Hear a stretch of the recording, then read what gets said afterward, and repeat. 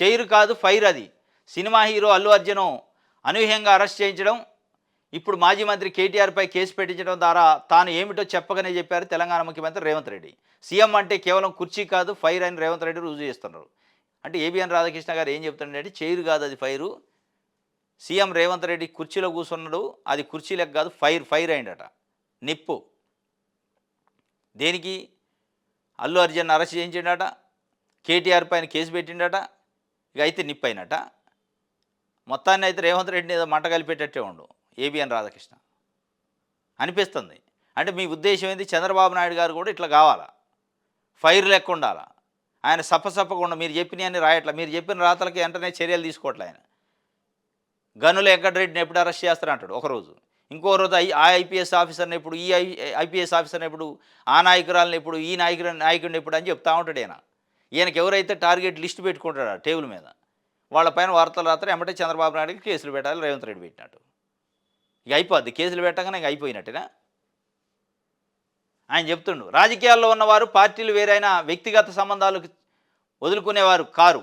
ఇప్పుడు ఆ పరిస్థితులు కనుమరుగవుతున్నాయి. కేసీఆర్ అధికారంలో ఉన్నప్పుడు ఆ కుటుంబం మొత్తం రేవంత్ రెడ్డిని ఏసడించుకునేవారు. రేవంత్ కూడా ఎక్కడ తగ్గకుండా తన నోటికి పని చెప్పేవారు.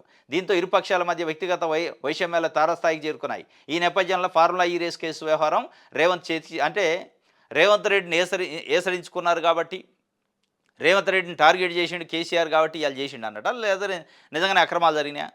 నిజంగా అక్రమాలు జరిగితే చేయాలి, కానీ రేవంత్ రెడ్డిని ఏసరించుకుండు కాబట్టి ఇవాళ నేను చేస్తానంటే తప్పు కదా అది.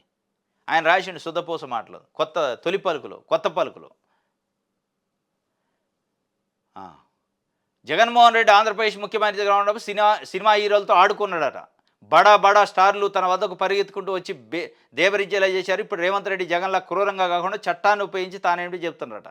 అంటే జగన్మోహన్ రెడ్డి చెప్తేనే చట్టం పరంగా లేనట్టు, రేవంత్ రెడ్డి చేస్తే ఇప్పుడు రేవంత్ రెడ్డి ప్రీమియర్ షోలు లేవు, బెనిఫిట్ షోలు లేవు, ఉక్కుపాదం మోపుతానడు. ఇదే మాట జగన్మోహన్ రెడ్డి ఆ రోజు అంటే, ఇదే ఆంధ్రజ్యోతి ఏం రాసింది, సినిమా రంగాన్ని అనగదొక్కుతుండ్రు, ఎట్లా మనం బాగుపడేది, అభివృద్ధి అయ్యేది ఎట్లా, ఇది తప్పు ముమ్మాటికి, జగన్ సైకో, ఇది సైకో ప్రభుత్వం అంటారు. మరి రేవంత్ రెడ్డి అదే అసెంబ్లీ సాక్షి చెప్పిండు, ఇది చట్ట ప్రకారం చేసిండట. రేవంత్ రెడ్డి చేసినా, జగన్మోహన్ రెడ్డి చేసినా బెనిఫిట్ షోలు, ప్రీమియర్ షోలు రద్దు చేయడం అనేది కరెక్టు. ప్రజల కోణంలో ప్రజల మీద భారం లేకుండా చేయడం మంచిదే. కానీ ఆ చేసిన వ్యక్తిని బట్టి మీకు పొగడతలోనే ఎదుడు, అది మీ విలువలకి, మీ నైతిక విలువకి బాధ్యత అనమాట. అంటే జగన్మోహన్ రెడ్డి చేసిన రోజు కూడా ఇదే మాట అని ఉంటే బాగుండేది, మీ గౌరవం పెరిగేది. ఆయన చేస్తేనే సైకో ముఖ్యమంత్రి రెడ్డి, రేవంత్ రెడ్డి చేస్తే చట్ట ప్రకారం చేస్తాను, బాగా చేస్తానంటారు.